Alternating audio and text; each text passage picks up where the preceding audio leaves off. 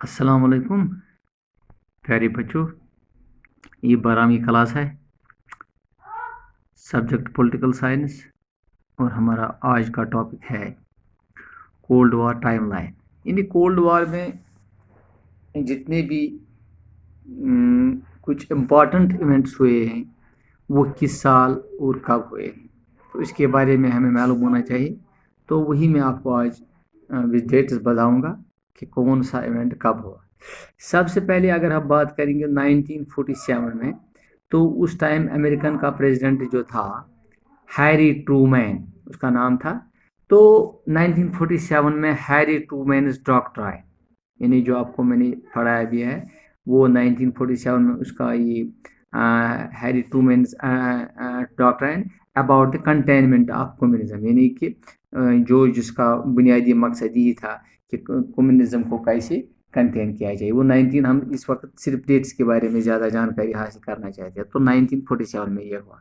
इसके बाद 1947 से 52 तक मार्शल प्लान। तो मार्शल प्लान जो यूएसए मिला था for the reconstruction of western Europe को जो मिला था एड फॉर रिकंस्ट्रक्शन, तो इसी को हम मार्शल प्लान कहते हैं। तो ये हुआ था 1947 से लेकर 52 तक। इसी तरह एक और इम्पॉर्टेंट इवेंट हुआ है वो 1948 में, 1948 से 49 तक बर्लिन ब्लॉकेड, जो साउथ यूनियन की तरफ से हुआ था, और and between south Indian and airlift of supplies to citizen of West Berlin, इनके दरमियान हुआ था, यूएसए और साउथ इंडियन के दरमियान और इसके अलाइज के दरमियान। ये हुआ था 1948 से लेके 49 तक।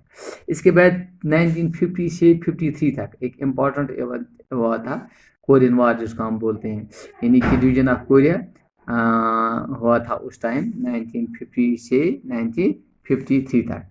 तो ये एक और इम्पॉर्टेंट इवेंट है। इसके बाद 1954, आपको ये डेट्स ज़रूरी याद रखने हैं, ये आपके इंफॉर्मेशन के लिए।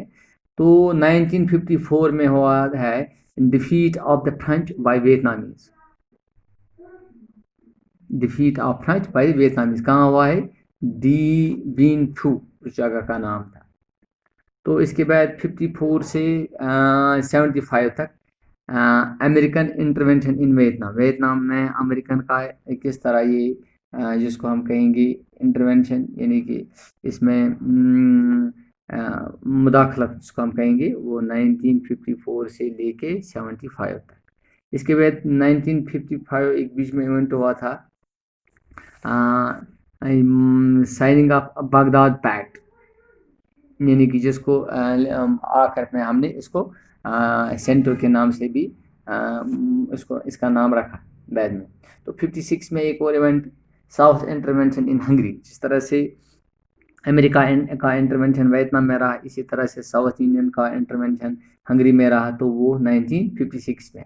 इसके बाद 1961 में एक और इम्पॉर्टेंट इवेंट जिसको हम बोलते हैं US sponsored Bay of Pigs invention of Cuba, construction of Berlin Wall, यानी ये सभी इवेंट 1961 में इम्पॉर्टेंट इवेंट हुआ है। कंस्ट्रक्शन ऑफ बर्लिन वॉल, यानी कि इन्वेजन ऑफ क्यूबा भी इसी में हुआ है।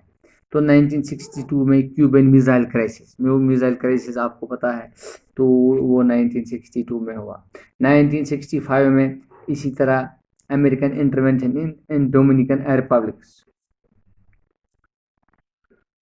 तो 1968 में साउथ इंटरवेंशन इन चेकोस्लोवाकिया, ये एक इम्पॉर्टेंट इवेंट है। 1968 का इवेंट है ये, साउथ इंटरवेंशन इन चेकोस्लोवाकिया। इसी तरह 1972 में 1972 में एक इम्पॉर्टेंट इवेंट हुआ है, यूएस प्रेसिडेंट जो उस टाइम उसका नाम था रिचर्ड निक्सन, तो उसने चाइना का विजिट किया, ये 1972 में हुआ है। इसी तरह 1978 से 89 तक वियतनामीज इंटरवेंशन इन कंबोडिया, जिस तरह से अमेरिकन का इंटरवेंशन रहा या साउथ इंडियन का वियतनाम में या चेकोस्लोवाकिया में, इसी तरह से वियतनामीज का इंटरवेंशन कंबोडिया में रहा। وہ 1978 سے 89 تک 2 سال تک ہو رہا. اسی طرح 1979 سے لے کے 89 تک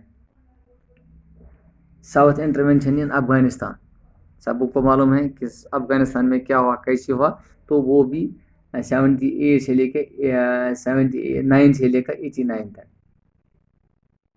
یعنی کہ 10 سال برابر اس کا انٹرونشن افغانستان میں رہا ساؤتھ انڈین کا. اسی طرح 1985 Gorbachev becomes the president of USSR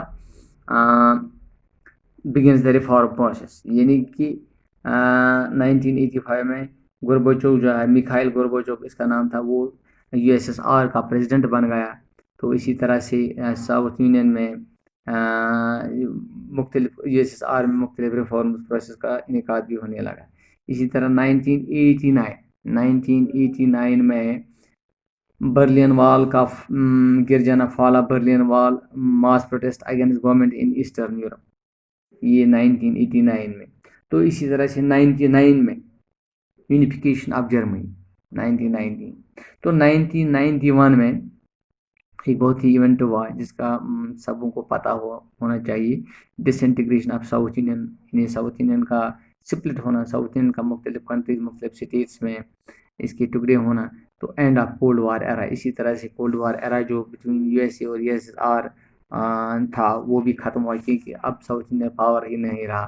تو اس کا ایمرج ہونا، USA کا ایمرج ہونا ایز اے سنگل پاور. تو یہ ایک امپورٹنٹ ایونٹ ہے 1991 میں کہ ڈس انٹیگریشن آف ساؤتھ انڈین یعنی اینڈ آف کولڈ وار. تو یہ مختلف کولڈ وار ٹائم لائن تھا. This was all about time line regarding Cold War. Thanks.